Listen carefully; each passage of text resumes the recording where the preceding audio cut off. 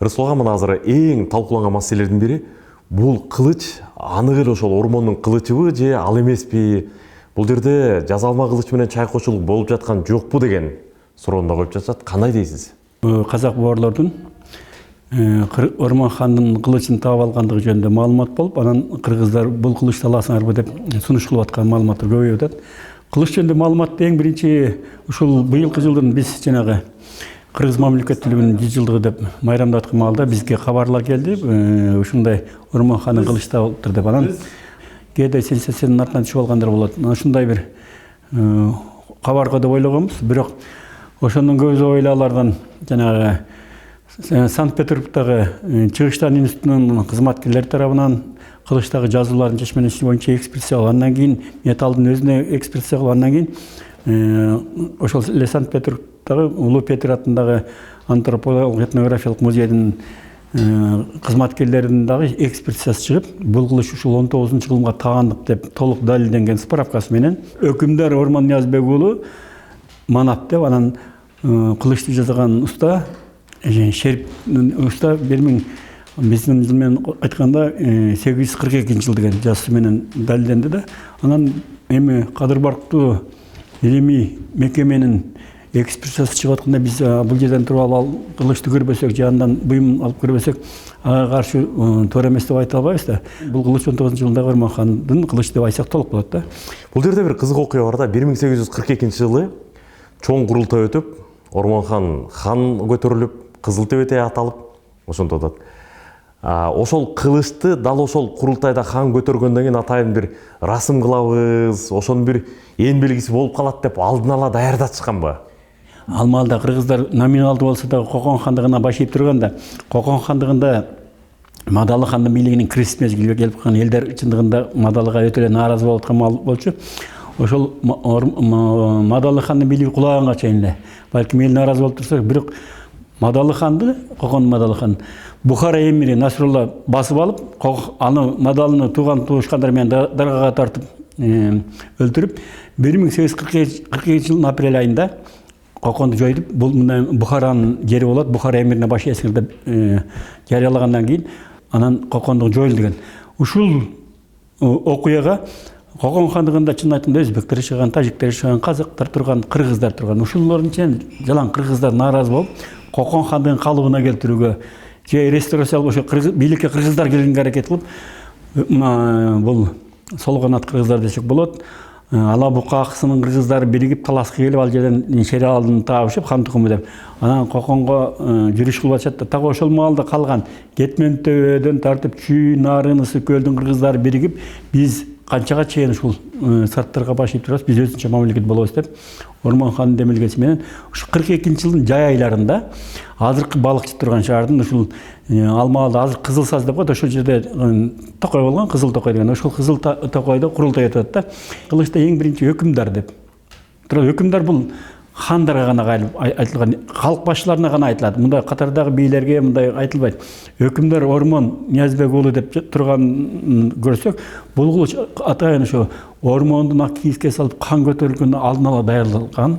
Ошол кыргыздын хандык бийлигинин символу катары Ормон хандын белине байланган бир расмий бир ритуал катары колдонгон кылыч болсо керек. Демек, кыргыздар ал маалда жөн эле капысынан чогулуп өзүнчө болобуз дебестен, кыргыздардын өз алдынча болууга булар алдын ала сүйлөшкөн, 1-2 же 3 айдай убакытта даярданышкан. Экинчиси дал ошол кылыч 500 миң АКШ долларына чейин бааланып атыптыр деп атат да. Сомго айлансак кеминде бир 43 миллион сом болот экен. Ошондон улам 43 миллион сомго бир кылыч сатып алган оңбу? Же аны бир башка муктаждыктарга жумшашыбыз керекпи деген дагы көз караш бар. Буга кандай дейсиз? Кылычтын ээси издеп аткандар чыныгы ээси ачык чыкпай атат. Аны бир Казакстанда колунда акчасы бар адам каяктан тапкандыгын, казактарга кандай болуп жеткендиги жөнүндө эч бир маалымат бербей турат. Бизге белгисиз. Муну чет мамлекеттен алып келдик деп атышат. Анын баары балким кайсы өлкөдөн, Россиядан же Казакстан ичинен өзүнөн табыштуу маалымат жок да. Эми ушул кылычты атайын алып барып, Россиянын эң атактуу чоң илимий мекемелеринен экспертиза өткөрүп, ал экспертизада оңой чыга турбайт. Жанагындай сактай турган коробка жасап, заманбап кылып, анан блогерлерге роликтер жасатып, реклама кылдырып, элге жеткиргенге аракет кылып аткан кадамдардын баары бул сатып акча табуу максатында. Биз эгер ала турган болсок, ал иште өзүбүздүн экспертиза өткөрүш керек да. Биздин экспертиза өтөт. Анан бизде мисалы үчүн азыр эң жетишкен япониялык аппараттар бар. Ошолор менен өткөргөндөн кийин бул кылычтын өзү толук тастаса, бул кылычтын баасы өтө чоң, чын айтканда. Бул Кыргыздын азыркы кыргыз бийлигинин символу катары айтсак болот. Анткени себеби биз кыргыздар Орус империясы келгенге чейин, орустар бизди басып алганга чейин өз алдынча умтулуп, кыргыз эли өз алдынча мамлекет курганга деңгээли жеткен эл экенин көрсөтөт. Ошонун символу ушул кылычты айтсак болот да.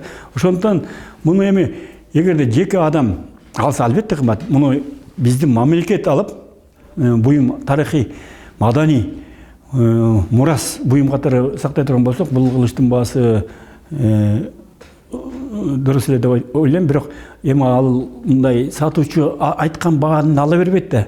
Бул жерде эми соода деген болот, ал сөзсүз ылдый болот, өйдө болот. Бирок кылычтын баасы өтө кымбат экен. Анын ордуна 2 мектеп салып коелу, же болбосо балдарды окуталы деген бул мындай баягы жалпыга айтылган эле сөз болуп калат. Ал чынында андай акчалар балким талаага деле кетип аткан, балким бир коррупциялык иштерге деле кетип аткан акчалар болот. Эми иштетилбеген акчаны биз билбейбиз кайсы максатта кетерин. А эгерде конкреттүү баары далилденип, ошол кылычты өкмөт тарабынан алынып келсе, бул кыргыз элинин тарыхына бир чоң далил болгон, баалуу тарыхый эстелик мурас болуп кала бермек. Бир эле кылыч кеминде 43 миллион сомго бааланып жаткан учурда ушул окуянын өзү тарыхый экспонаттарга, тарыхый буюмдарга, мурастарга өзгөчө мамиле кылыш керек, укмуштуудай шартта сакташ керек.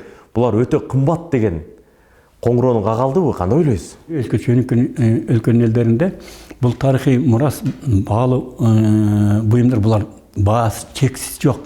Ал тарыхый буюм эмес, жөнөкөй эле бир чоң тартылган категориялары миллиондогон акчаларга баланат да. Бул негизи тарыхый буюмдар, бул антиквар реликтер өтө кымбат, баасыз болуп эсептелет. Кыргыз элине ушу терең жетелик деп ойлойм. Азырынча анткени биз ошолго ошондой мамиле кылбайбыз. Биздин музейлерде турган буюмдар көбүнчө мындай катардагы эле буюмдар катары эсептелип, алардын көбү жоголуп кетсе, кээде жөн эле акты жазып, эч ким жооп бербегендей көрүнүштөрдү көрөбүз. Болбосо мен мындан бир 10-15 жыл мурун эле чет өлкөдөн биздин Кыргызстандан чыккан тетиги хунду орнотоандык аялдын мойнуна таккан бир кооздук буюмдарын, ал берметтен, күмүштөн жасалган буюмдарын мен чоң энемден калган деп бирөөлөр чет алып барып акцион уюштуруп коюп, ана саткандыгын эсте бар. Кайсы кыргыздын чоң энеси ушул хундардын заманында буюмду алмак эле. Бул түздөн түз Кыргызстандагы тарыхый эстеликти чыгарып кетишип, анан сатышканда, эми бул жерде акча табуу үчүн аракет кылган коммерциялык кызыкчылык өсүргөн адамдар көп болгондуктан ошол тарыхый буюмдардын баалуулугун билбей атабыз. Керек болсо Кыргыздардын тарыхын чагылдырган ар бир буюм кунсуз болуш керек.